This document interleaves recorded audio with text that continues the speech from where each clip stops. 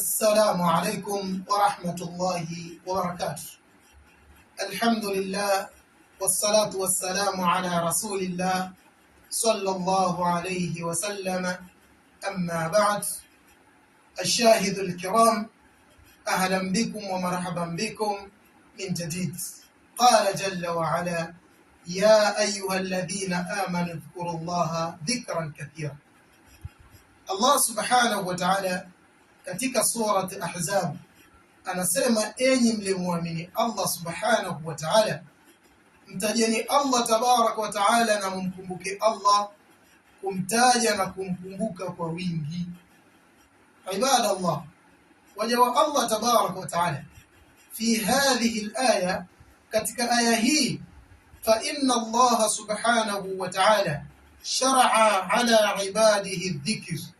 Allah subhanahu wa ta'ala ametia sheria waja wa Allah tabarak wa ta'ala juu ya kushikamana na nyuradi, wa amara biiktharihim, na Allah tabarak wa ta'ala akawa ameamrisha waja wa Allah waweze kukithirisha jambo hili la nyuradi.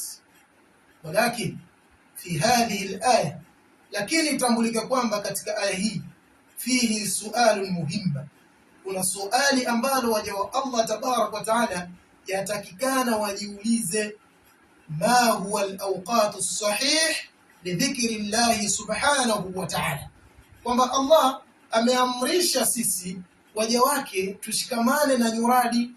Je, ni nyakati gani ambayo ni sahihi waja wa Allah tabarak wa ta'ala wakiitumia katika nyuradi zao? Allah subhanahu wa ta'ala anawalipa yale ambayo wanayoyatarajia kwa Allah subhanahu wa ta'ala. Insha Allah biidhnillahi tabarak wa ta'ala, fi hadhihi al-amr muhimma, katika jambo hili muhimu la dhikr la nyuradi waja wa Allah tabarak wa ta'ala, sauwaddihu fi video al-ati insha Allah biidhnillahi subhanahu.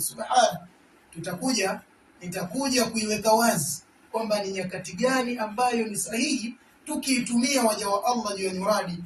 Allah subhanahu wa ta'ala anakubali nyuradi zetu, tutaiweka wazi katika video inayokuja. Barakallahu fikum wa jazakumullahu khaira biistima'ikum.